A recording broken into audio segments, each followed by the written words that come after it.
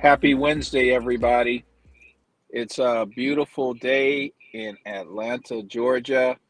I'm in Duluth, actually. And Blair, you're at home, right? I am. I'm down in Sharpsburg, Georgia, down south of the airport. Absolutely. Great, great, great. So, I have a wonderful podcast tonight for you guys.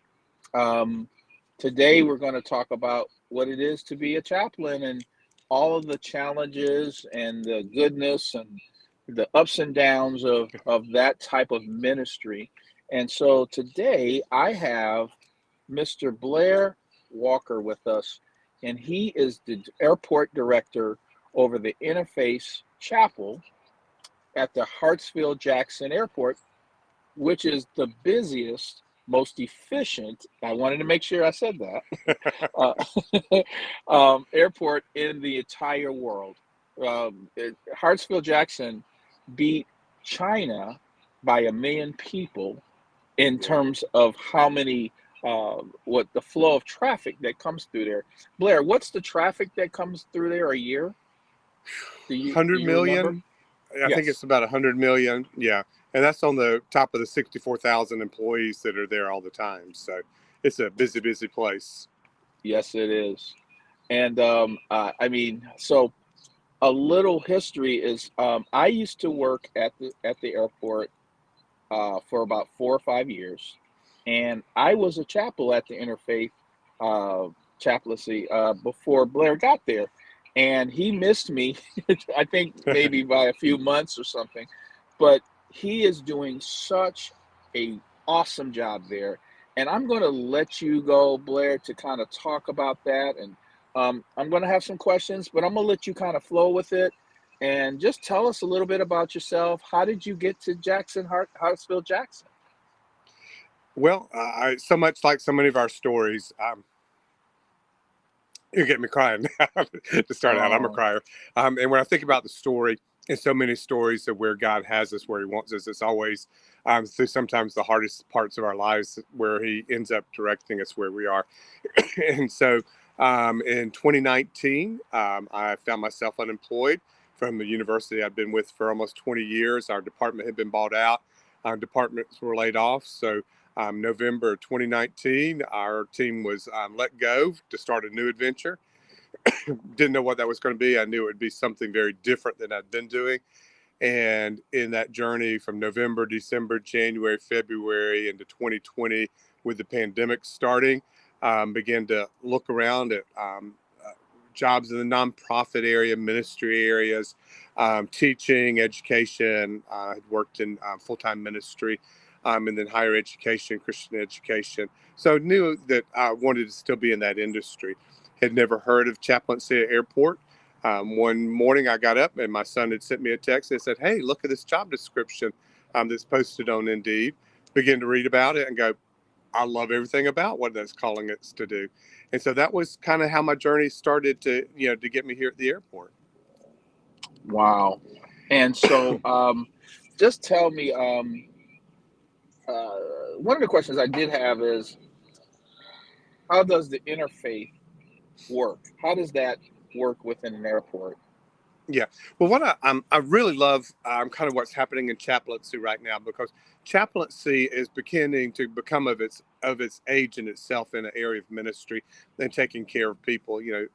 Used to we think of a chaplain, kind of the Catholic chaplains at a Catholic hospital or the military chaplains, but we're seeing now really in the forefront is the workplace chaplain. And they are becoming what the local pastor used to be in its neighborhood and congregation, just providing all those areas of care for that individual person. So when I look at interfaith chaplaincy, I'm really able to step outside the box of my religious background and look at you as who you are, what's going on in your lives without any kind of agenda of bringing you to my side or trying to change your thought process. I'm really able to come along beside you and what's going on with you and really begin to pour myself into you and see where your heart is. And that's Mhm. what we focus on with chaplaincy.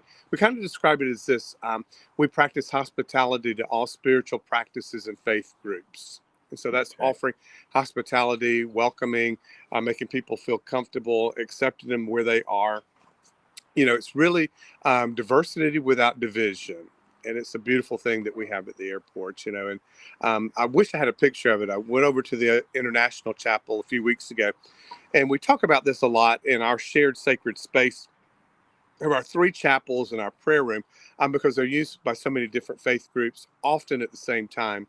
Over at our International Chapel, we have um, uh, for our Catholic brothers and sisters, a tabernacle, and it's an area for very symbolic to our Catholic brothers and sisters. Represents the presence of Christ in that area. The Eucharist is in that, and so a lot of our Catholic brothers and sisters are there praying and meditating. Walked in one day, and there's one of our Catholic sisters on the kneeler in front of that window, meditating in front of that. There was one of our Muslim sisters over in the other corner praying to the east, and then a rabbi sitting there covered, with his prayer shawl, all Hmm. in the same place, all of them worshiping and praying in such a beautiful shared space. Nowhere else in the city of Atlanta does that take place in that same identical space at the same time. So that's what interfaith looks like for us. Okay. It's just where people are in their spiritual practices and where they are in their walk, and then coming along beside them and how can we assist you, help you, partner with you in that, encourage you in that. Now, the airport is very big. How many chapels are there? And, how how many? Yeah, kind of an interesting concept. We have three chapels and one 24-hour prayer room that's available in the domestic terminal. Okay. On the domestic side, our chapel facility there is open from 9 to 5. Out on the concourses, because we're more in a secured area, those two chapels are available 24/7. But we really Mhm. look at the entire airport as our chapel. You know, um, we're seeing post-pandemic that people are not returning back to their local congregations or their local places of worship for meetings. We're kind Mm. of experiencing the same thing. We'll announce we've got a meeting or a non-denominational service or meditation service. People just aren't coming back to that, and we're seeing that with all of our airport chaplaincies. So what we've been focusing on the last year is how do we take the chapel to where the people are. And so we look at every concourse as our chapel. One of our chaplains comes in, he focuses on a concourse. When he's there on duty, he just kind of wanders from one end of the A to the other, and that is his chapel.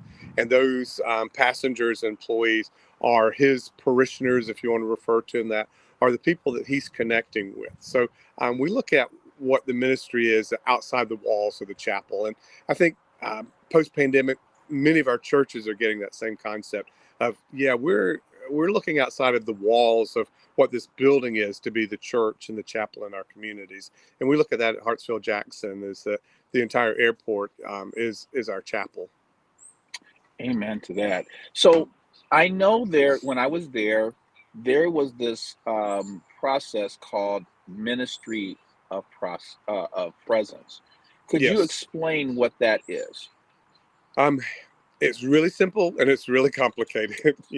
A ministry of presence is just being present, and it's that Okay. simple and it's that complicated. We are there um, with a heart that is open to leading, with discernment. We are at a slower pace than everybody else. We're not traveling.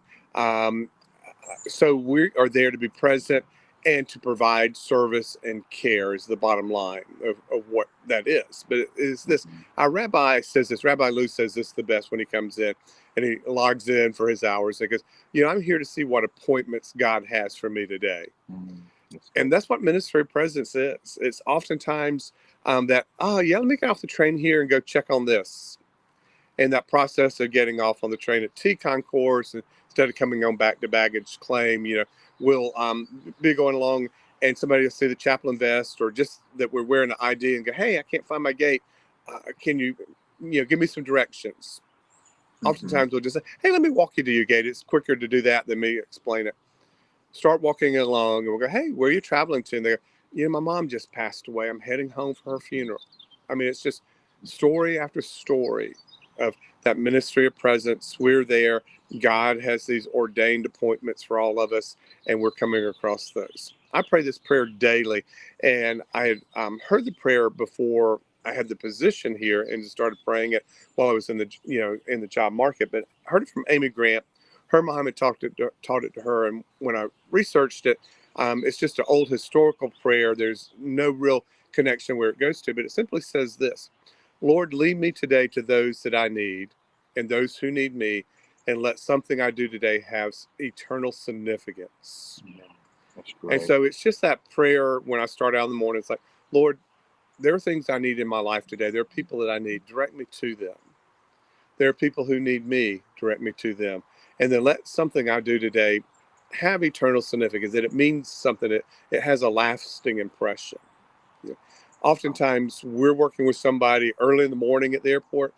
12 hours later, they may be on the other side of the world, and they're Right. passing along that tenderness, that compassion, that helpfulness, just that empathetic ear.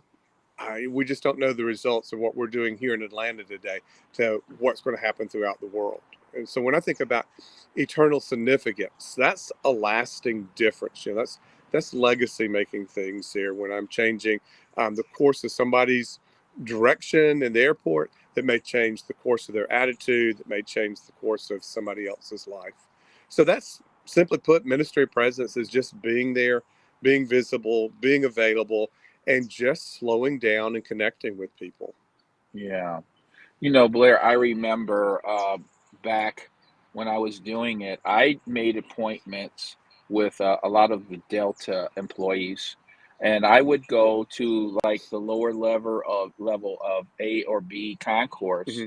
and I would go to the clerk, or should I say the whoever was at the front desk, Yeah. and I say, "Hey, listen, can I just make an announcement?"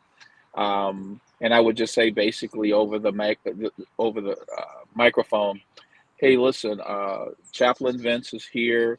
If you want prayer or you want to talk, I will be in room whatever."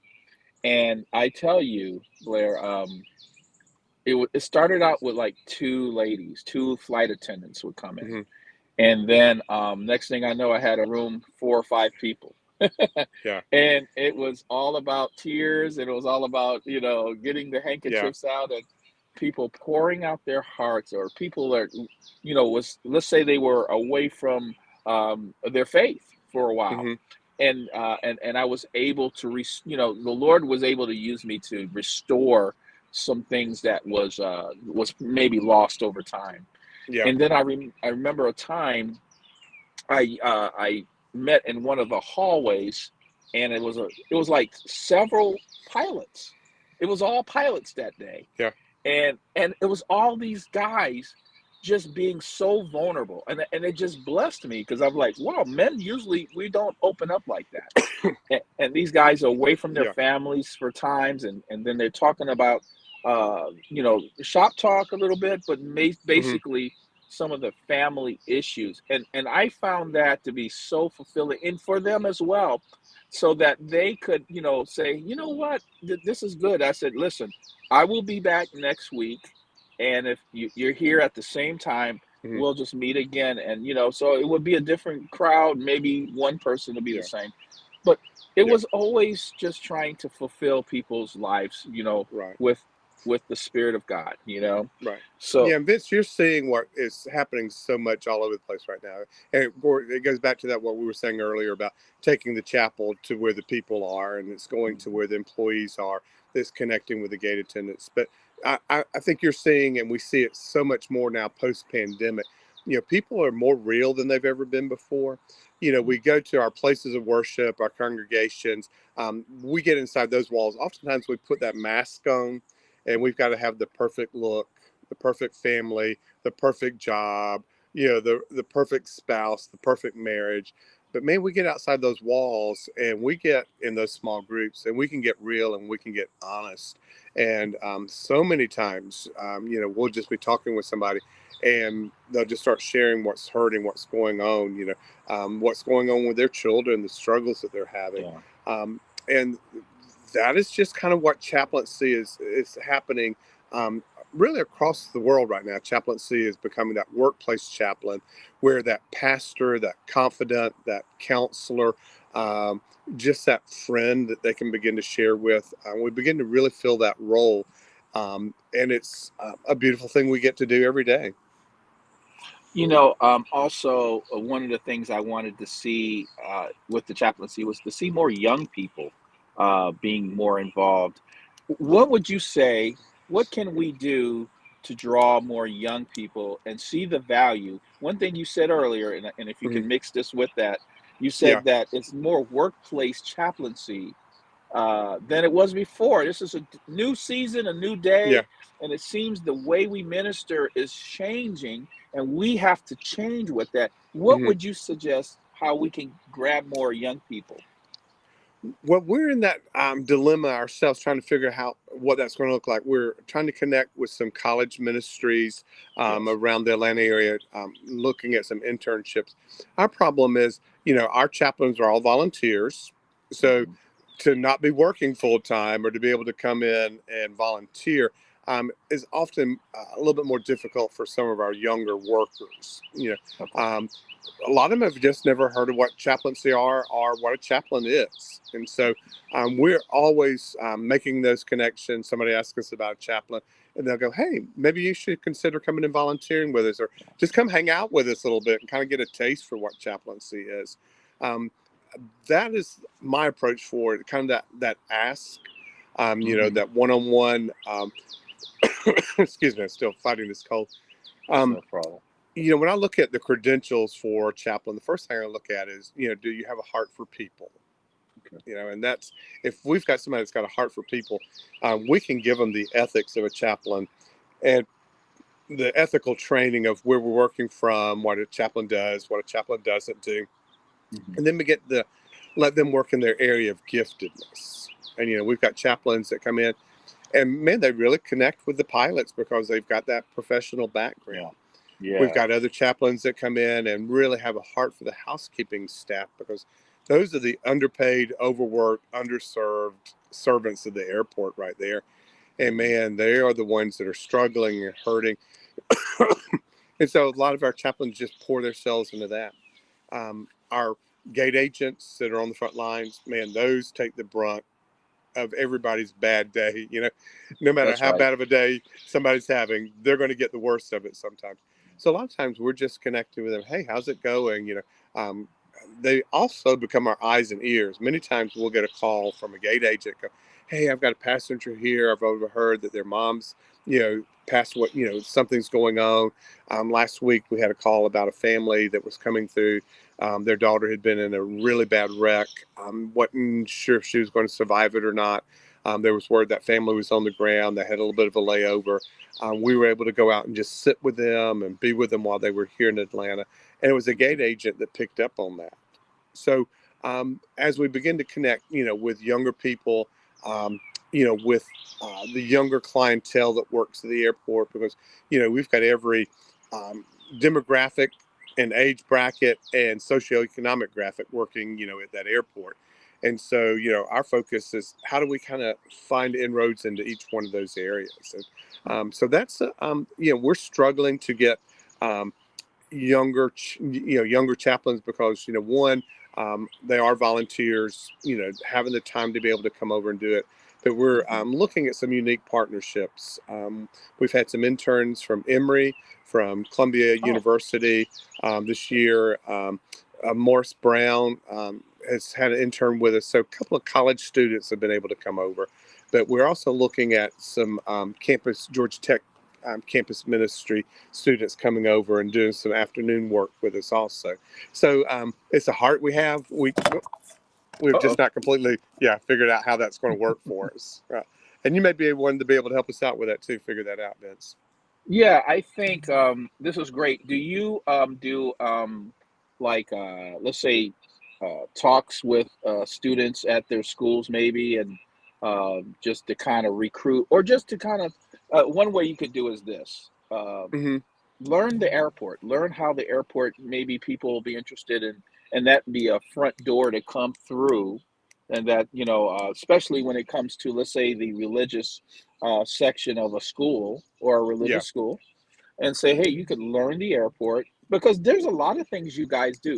You do like CPA. Talk a little Hmm. bit about crisis management, dealing with rescue, dealing with crashes. You guys do a lot of that type of training. Yeah, we're on the front line for that. We've some of our chaplains, and we'll be doing more training of that. Are what they call essential responders. We would respond in case of what they would call a major incident, whether it was an airplane crash or an accident on the Hmm. course or fire or any of those things. That's a little bit higher level than we would put a student in. But if they had a heart for that, we could definitely partner with them in looking at, hey, what would that look like to move into that? We're working to have all of our chaplains trained on that next higher level of first aid. Oftentimes, the gate agents, volunteers, workers that are on the concourse will often be on an accident victim 10, 15, 20 minutes before the EMS teams get there. So if somebody's got, just kind of that heart for that, paramedic or Boy Scout, Girl Scout, that first aid training, there's a place to use it in the airport, to where they can have that advanced training that really um, gives them some essential skills in responding into area crisis. So, yeah, we're involved in that. I just recently participated in what they call the Big Bird exercise. Okay. Every 3 years for the certification, safety certification, airports have to do it's basically a staged airplane crash, with Okay. crash victims, fuselage. Atlanta has a fuselage that they're able to, um, it's a still stainless steel where they're able to set it on fire. The fire trucks come put it out. But we participated in that exercise just to see Wow. kind of where the role of the chaplain would be, on a ground zero situation. It was very Wow. eye opening because there was a team of volunteers, probably about 100 volunteers that played crash victims. I'll have to show you the pictures sometime. They're too gory to put on here, but there was a team that came out from Universal Studios and did the makeup for it. Wow. Burn victims, cuts, scrapes, some of them just more bruised. Um, don't want to be too graphic, but intestines hanging out, rebarb that was shoved through, compound fractures. I mean, these people were made up to where it looked real. And Wow. then they staged them on the ground around the fuselage, turned the fog and the smoke on. Everybody had a role that they were assigned to their level of their injuries. And man, when that started, the hair on the back of your neck stood up because it got so real so quick. Wow. EMS rolled in, the first responders rolled in, the fire trucks, the ambulances, and they worked it just like if it was a frontline crash, just live as it was going. Um, so we begin to see the trauma that leaves on the first responders, on those responders. Um, they set up a couple of staging areas. So our chaplains would be mainly in two areas. We would probably not be on ground zero there, where Okay. the crash victims were, but where they're moving, triaging patients off the tarmac into the building. We'd probably have chaplains there serving for prayers, especially for our Catholic brothers and sisters that have rituals, some of our Jewish brothers and sisters that have rituals in those extreme function situations there. And then the Hmm. second area where chaplains would be for the family rooms, because whatever airline that the crash has happened, so say it's American Airlines, they're responsible for setting up a family staging area at the airport, probably a hotel offsite. And so family members from wherever they are would come into that area waiting to get word on their family members, anything like that. So even if a flight originated in Atlanta and it was going to North Dakota and it crashed somewhere, those families that were from the Atlanta area would be able to come to the airport and get updated information. There would be chaplains, Salvation Army, just all kind of Red Cross would all be there to be able to provide services for that level of care for those families. So they're not sitting at home waiting to get some kind of news about their family members. So that's a very hands-on area that we're involved in. In the event of a crisis, we pray it will never happen, but we're prepared to Yeah. be there. But Right. then it's also the follow-up of the trauma of that. We've worked with um, employees that have just been with someone that has fallen on the escalators and had a severe injury, and they've had to help them Yeah. deal with that. That leaves a trauma on someone that is hard for them sometimes to move past. And so just to be able to go to talk to somebody the day after an event has happened and just kind of let them debrief and tell their story and kind of get that out of there. We're learning that the best way for somebody to deal with trauma is to be able to tell their story and Hmm. somebody to just listen to that story. And I've heard the term listen all the way to the bottom. So I start telling you this my story, and to have the ability to listen all the way to the end of somebody's story without needing to jump in or ask more questions, but kind of just let it flow. It's a real tool for a chaplain just to be able to have that great listening skill in caring for somebody that has gone through a trauma. What has that's wild. Before I ask this next question was Hmm. it reminds me of a time when I was at the airport and I was working my regular job there, and a call came in that there was a deceased person on a flight.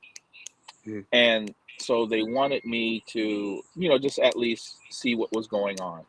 So, at the airport we have badges. Yeah, And so I had my job badge and my chaplain badge. I always keep my chaplain badge, yeah. ready for whatever. And so I came in as, the company I worked in, and I said, what's going on? They said there was a lady and her husband. The woman passed away, and so she was on a gurney in the area where they walk from the plane to the actual gate. Hmm. And they said the husband is there. He's grieving. He's really a little distraught. I said, Yeah, okay. So I took my badge, flipped it. I said, I'm a chaplain. yeah, Can I help? And they said, oh, by all means, please, thank yeah, you. And I went and prayed for the husband. yeah, And yeah. wow, it was such a blessing Hmm. to be able to console him and Yeah, to give him, just some peace. Prayed for him and gave him some peace. Even with all of that heavy grief. And hmm, you could see where his wife was covered up and everything. And this is before the ambulance came out and the paramedics, and they were going to take her away. But yeah. I remember that so clearly. And I just it's so invaluable, this having this ability as a chaplain. And I just see it as essential. I Hmm. think all ministers should have some kind of chaplaincy of experience. That's just me, because of what Yes. I've actually experienced Yeah. myself. And I said, this is such the needed thing. So Yeah, you see real life there in those situations. Um, it gets you outside the walls of the church. When you talk about ministry or presence, um, there's not any religious thing you can say to anybody at that point that's going to help so, ease that grief. It's just being there with him, putting your arm around him, standing there crying with him. Because I'm a yeah, crier and I'm often tearing up with somebody. But yeah, in that situation, they will probably never remember a word that you said, but they will remember your gentle spirit. They will remember that you stood there with them, that you helped them deal with what the next step was, what the process is going to happen, the coroner's coming in. Those situations get overwhelming. And yeah, when you're grieving, we kind of understand now executive functioning skills just cut out. Your reptile brain kicks in, the survival brain, and you right, just right, can't make that next decision. It's hard to take that next step. So for somebody to be able to step up beside you and go, hey, this is what's going to happen next. This is where we're going. Can I call somebody for you? Can I call a relative to get them on the phone with you? Um, those are the essential things right there. hmm, If I know their faith background, where they're coming from, that prayer is often comforting for them. But that's not always our first go-to tool with somebody because we don't know that right, about them. And right, sometimes where does your faith give you comfort? What can we do that will give right, you some strength right now? And they may tell you, I just need a quiet place to meditate. We can provide that. It's asking those questions and not just assuming, because we are the chaplain, we know what needs to be done. Oftentimes we need to ask them what they need us to do. And so hmm, um, that's often the reverse of ministry in the church, because as your minister, I know your background, know your faith tradition. I know the things that you draw strength from. But when hmm, you're a complete stranger to me, the best thing I can do sometimes is just stand there as a compassionate brother, and then allow that space to be able to fill in, to tell us what you need, and then to be able to walk you through that. So, hmm, yeah, kudos to you. Man, that's a tough situation to find yourself yeah, in. It doesn't happen as often. You think is 100 million people coming through the airport every year, we'd have more situations like that. Fortunately, we don't. 2 times in the 4 years I've been there, we've had passengers that passed away on the plane, coming in. Now, where we often find ourselves are families that are traveling with their deceased loved ones on the way home with them. And we do that a lot with the Delta Honor Guard. Delta does what they call the dignified transfer of human remains, kind of Hmm. a esoterical term to military bodies that are traveling. They're being shipped back to their home of origin. Um, they're being transferred from plane to plane, or in the case today, where the family was receiving that body here in Atlanta. And so, two situations that will be going on with that. There's always a military escort traveling with that body. And then oftentimes there's family members that are traveling with that body. And so, we will meet the escort at the plane door. When it opens up, we're standing there. The military escort's always the first one off the plane, or that family. We take them down plane side for the transfer of that casket, whether it's if it's on a flight coming in from Charlotte and on its way to Las Vegas. Depends on if there's a layover or not. But Delta has a caisson unit. There's a flag corps that meets there. The casket, and it's still in a big cardboard box at that point. But there's still an American flag that's put on that, handled with such dignity and honor and care as it's being transferred. But what we're finding, the military suicide rate is still incredibly high. We'll see 2 or 3 military suicides a week just coming through the Atlanta airport. Um, those escorts were often their best friend or their commander. They're grieving. They're in shock over that suicide. If there's family members, they are. I'm kind of processing that. And so to be able to stand along by these men and women, and sometimes the hardest duty that they're going through of Hmm. escorting their body home to those family members, but also dealing with their personal grief. This is a mom and dad. That was their son that had been killed in a military training accident in that picture. And Wow. man, just so we see that more than we do just passengers that have passed away. But man, that grief is hard and that grief is raw. And so our goal is just to provide level of comfort and help in assisting on their duties while they're transferring through and coming through the airport. Here's young Marine standing here, and these men and women are in dress uniform, so they are at attention the whole time. They haven't been able to let their guard down. So the transfer takes place. There's a lounge area, and I really call it sacred ground because it's a lounge area that's down below a concourse where they can hang out there waiting on the transfer. Um, they can sit there and rest. We've seen just Marines lay on the floor and cry, just grieve. A Wow. safe place for them to really let it out and begin to process some of that. So that happens a lot.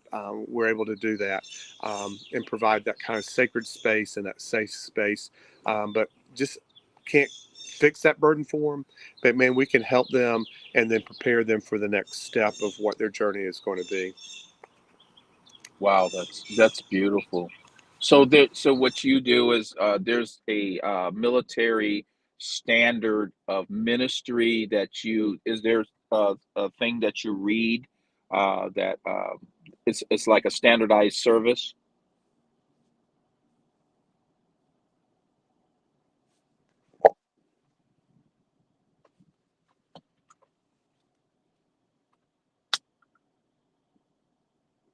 Okay. That family is going to be there.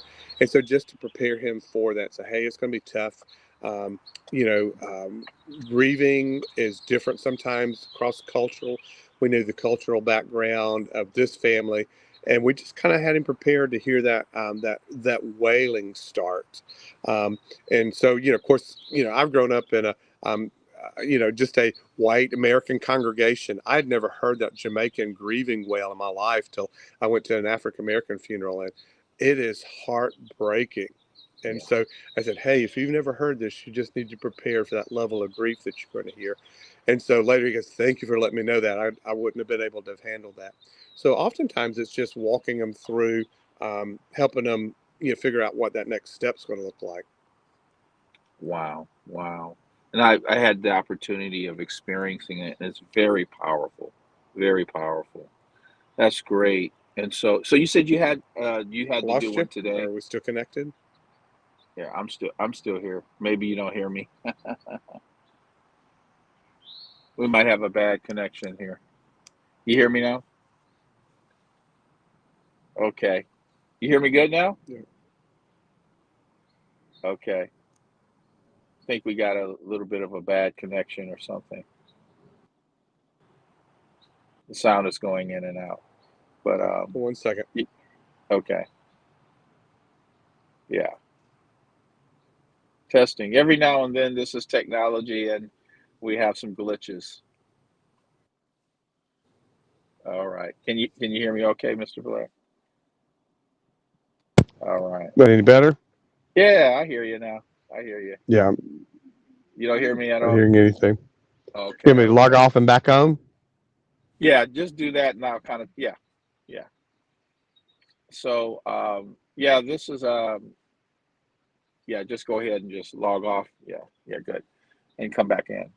Um so yeah, the chaplaincy is it's really it's a challenging work, but it's a rewarding work. It's a work that I think in terms of having some ministerial experience, I believe it would be good for ministers to have some experience in that, to have, oh, there you go. You're back with us? Yeah, I think so. Okay, great. Okay, excellent. I was just kind of ad-libbing on the chaplaincy a little bit, some things, but I wanted to ask you, we're going to get off pretty soon here, but what is a CPE? What is that?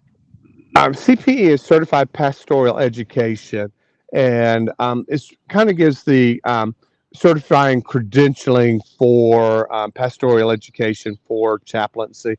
So, uh, kind of the ethical training. Um, like a school certification, your SACS accreditation, accountants have accreditation. So CPE is the educational units that one would earn towards chaplaincy certification. So hospice chaplains require one CPE unit, which is a 20-week course. They're offered a variety of locations. I did my work through Piedmont Hospital. They do a CPE program. Okay, To be what is considered a board certified chaplain, you need 4 units of CPE, so about 2 years worth of coursework.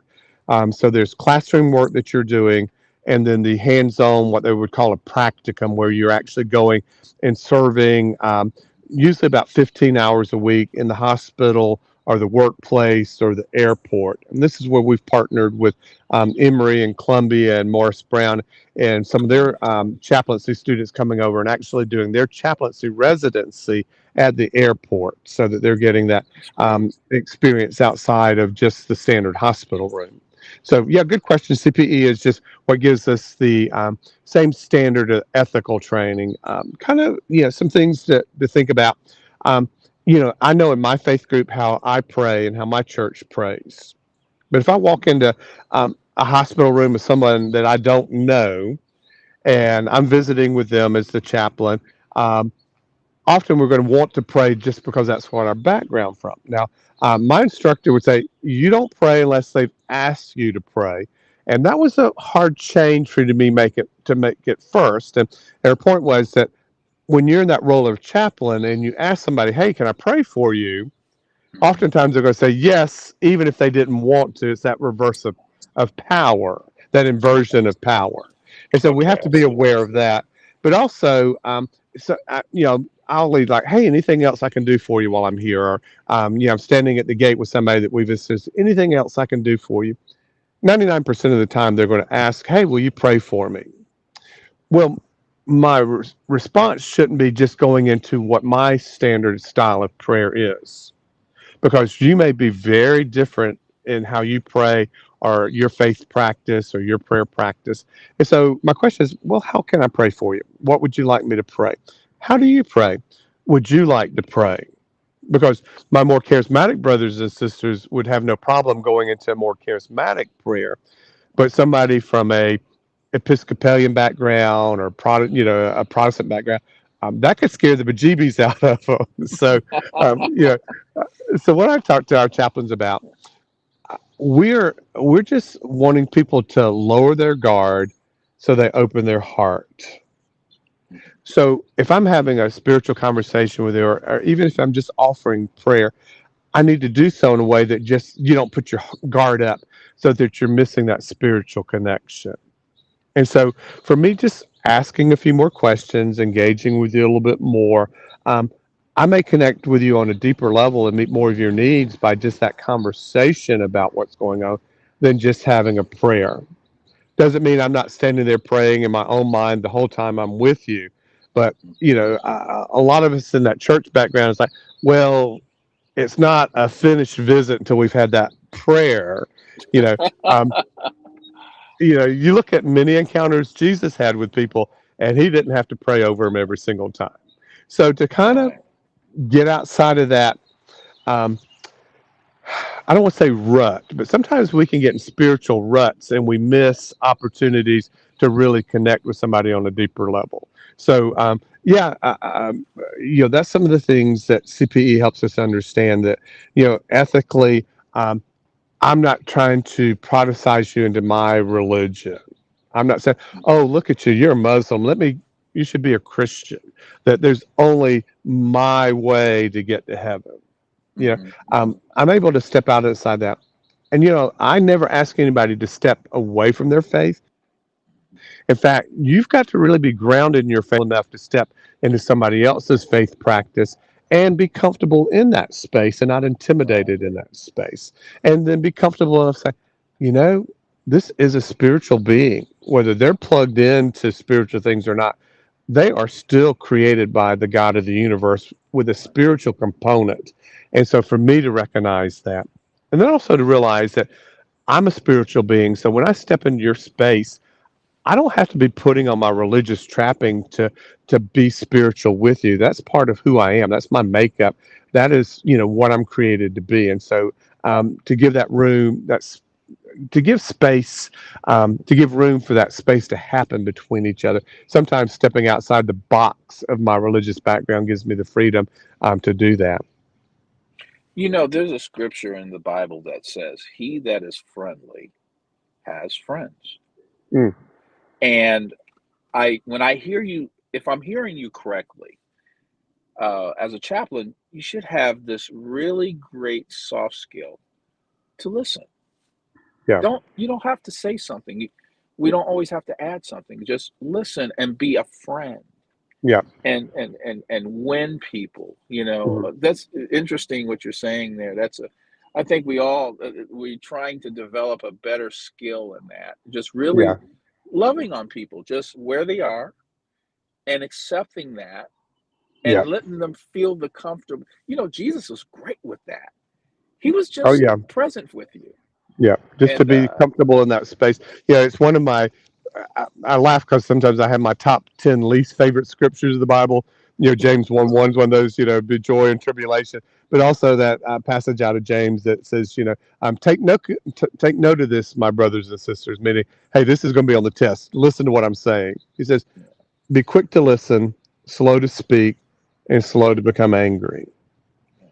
And man, in this day and age where we're all stressed out, sometimes yeah, we're quick to respond, but we're quick to become angry. It's how do I um, extend that gap between the stimulus and the response? And that may be you just saying something to me and us talking. How do I slow that down enough to give space for you to process? But I saw the best illustration of that as sometimes how quick we pop off and jump people. And it was a workshop we were doing on this, and so the illustration, guy's walking down the sidewalk, got his cup of coffee, crowded sidewalk. This guy bumps into him, knocks his hand, coffee spills everywhere. He turns around and goes, "Are you blind?" And turns around, and the guy's walking with a cane. He is blind. You know, hopefully you and I don't have to oh, experience an encounter like that to like, yeah, oh, slow down that response, observe what's going on. That gap between the stimulus and the response. And so sometimes, somebody will share something with me and you can miss the open window of where they really need to go because you're already Right. thinking of what you need to say. And so that was tough for me in my early training, with my CPE courses of just um, holding the pause. American Indians call it, holding space, just letting that silence sit there, letting somebody say something, and then just letting it sit there, them to emotionally time to process. And man, when we're stressed out, sometimes it takes a little bit. Or you ask a question and they just need to sit with it. And if you give them enough time, sometimes you'll just start seeing that tear, Yeah. or you'll start that genuine response, or you go, oh man, I was fixing to go this direction, and they really needed to go this direction with this. So to have those opportunities to, um, when I was really kind of working on my coursework, we did things called verbatims, and so you'd have an encounter. So you and I, met at one of the gates. I assisted you with something. For the write up, I would go visitor one, line one. You just word, sentence by sentence, the response to that. Kind of here's the historical context. Here's the spiritual, all the different components of that, and then we were reviewing that in class. Is that oftentimes our instructors say, "Hey, did you see what they said here in line one that you missed?" And of course, when you step back, sometimes it's like, "Oh yeah, I was already going this direction, but here's where they dropped the hint on." And so, working on that a response down counter that I had that was only 4 sentences that I wrote up, but it was over an hour discussion on the verbatim. Was with an exchange I had with the lady that stopped by the chapel one afternoon. This was height of the mask requirement. So she walked in, didn't have her mask on. She mumbled something. I said, "Hey, let me get you to put your mask on." And then she just stood there. I said, "Okay, I'm going to listen. I'm not going to say anything. I'm not going to ask, can I help you? I'm not going to ask anything. I'm just going to give her the space."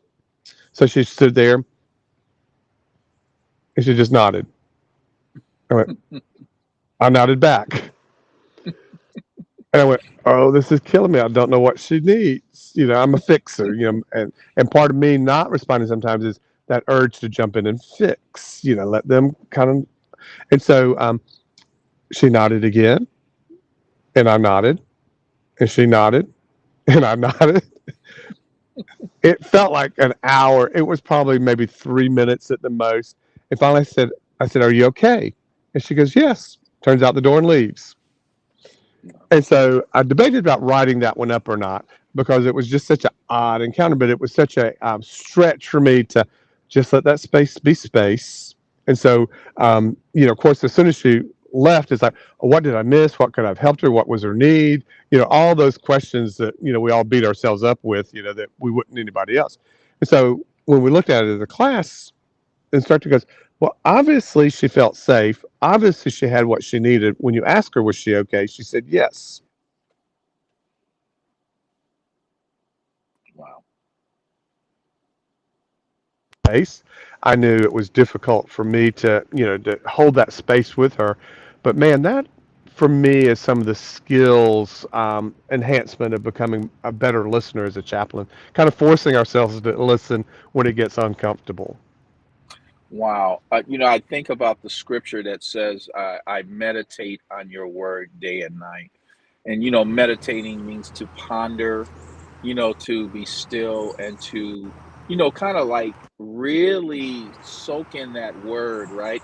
That takes patience. That takes a just slowing down, and that's a skill the scripture teaches us if we pay attention, because then we go back and get revelation, a deeper understanding of the Yep, I word think when I've we lost you meditate. again, Vince. Oh, okay. Did you?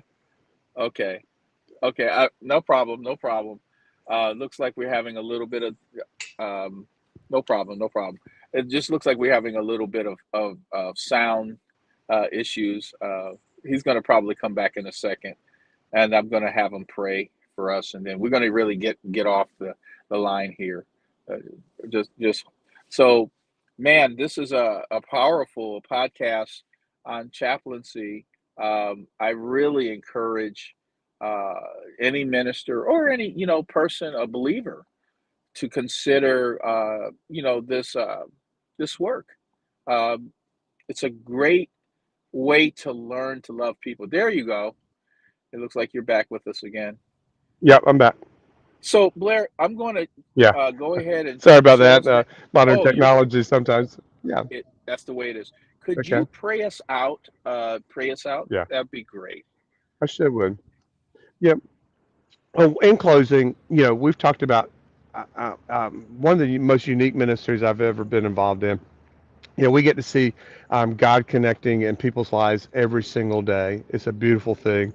It's hard sometimes for me to understand where God is in the big picture of life because I see Him in the just the moment by moment of people's lives. If this has kind of spoke to your heart as you listen to this, I'd love to talk to you about volunteering with us, coming out and just touring with us. Just I would tell people to just come taste and see what chaplaincy looks like at the airport. It may be the thing that grabs your heart, and I would love to help you kind of connect with that. So Vince will have some contact information afterwards too, and love to, have some follow-up conversations. But be glad to end with us with prayer for us. Father, we thank you that you love us in so many different ways. You love us through chaplains when we're lost in the airport. You love us through chaplains when we're sick in the hospital. Father, you love us through our pastors, through our rabbis, through our imams. In so many ways, you take care of your children. And Father, we thank you for the privilege of being that shepherd that finds those lost sheep. And Father, we just pray that as this message goes out, that your spirit works on people's hearts just to make us more sensitive to um, our friends in the grocery stores, and we see that as a chaplain.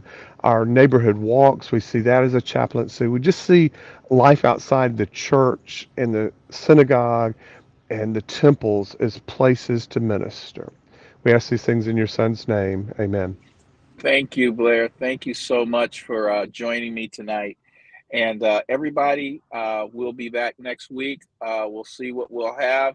But thank you, Blair, for coming and sharing. Well, this has been sweet to be Yeah, with you you as tonight. Thank you. well. And we'll talk again a little bit more about those schools and getting students. Yeah. But hey, listen, have a blessed week, everybody, and go with God. And I always say, look for the treasure because the treasure could be you. All right. Love that. That's so true. Yes. Thank you.